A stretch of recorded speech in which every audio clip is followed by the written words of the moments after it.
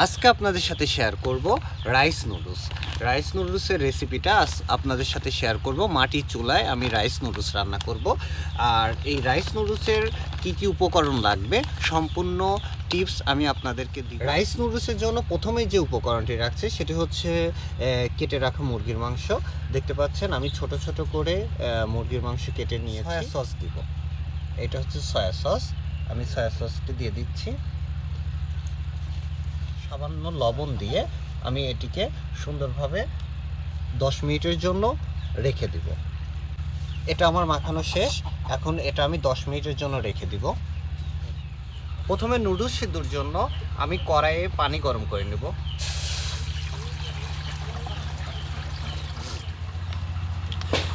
পানি গরম হয়ে এসেছে, এখন আমি নুডলসটা সিদ্ধ করব। এর জন্য আমি নুডলসটা কড়াইতে দেব না, গরম পানিতে ওইভাবে দিব না, আমি একটু অন্যভাবে এটা সিদ্ধ করব। এখন পানিটা দেখেন গরম হয়ে গেছে। এখন এটা আমি নুডলসের উপর ঢেলে দিব।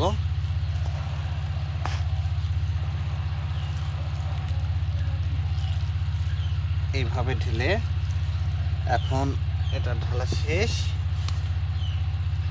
এখন চামিচ দিয়ে আমি এই নুডলসটাকে গরম পানির ভিতরে চেপে চেপে এটা ভিজিয়ে রাখবো।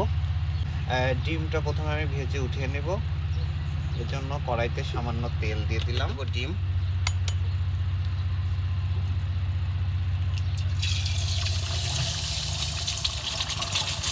দিয়ে দেবো সামান্য লবণ।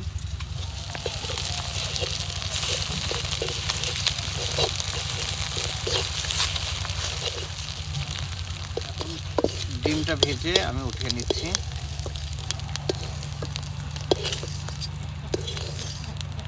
কড়াইতে আবারও আমি সামান্য তেল দিয়ে দিচ্ছি।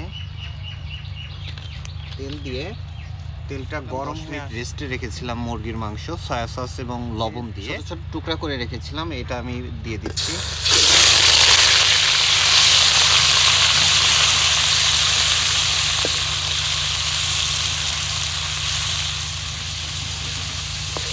তিন মিনিটের জন্য যে গরম পানিতে রাইস নুডলসটা দিয়েছিলাম সেটি এখন পানি ঝরিয়ে নেব। এটা অনেকটা ভাজা ভাজা হয়ে পেঁয়াজ আর মরিচ কুচি করে রাখা হয়েছিল সেটি দিয়ে দিচ্ছি। মাংস, পেঁয়াজ আর কাঁচামরিচ অনেকটা ভাজা ভাজা হয়ে আসলে এটা আমি দিয়ে দিচ্ছি সামান্য হলুদ, সামান্য পরিমাণ শুকনো মরিচের গুঁড়া, সামান্য আদা কুচি। মশলাটা ভাজা ভাজা হয়ে আসলে এটা আমি দিয়ে দিব কেটে রাখা আলু আর গাজর।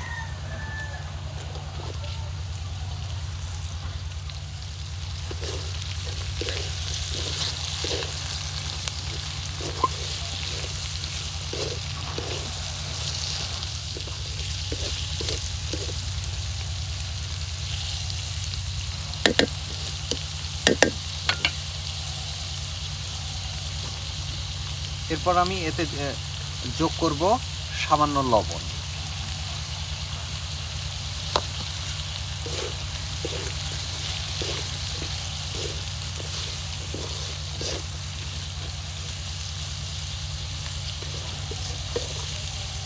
এখন আমি সব উপকরণগুলো ভালোভাবে সিদ্ধ করে নেব। আমরা সবশেষে দিয়ে দিব টমেটো কুচি। নুডলসটা আমি দিয়ে দিব, দিয়ে দিব সয়া সস, এরপর দিব সামান্য টমেটো সস।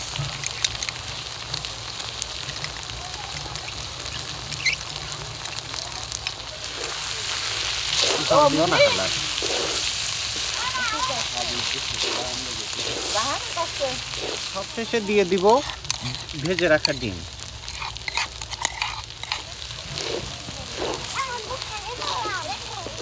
আমার রাইস নুডলস রান্না শেষ। দেখুন কত সুন্দর একটা কালার এসেছে, ফ্লেভারটাও অনেক সুন্দর একটা ফ্লেভার আছে।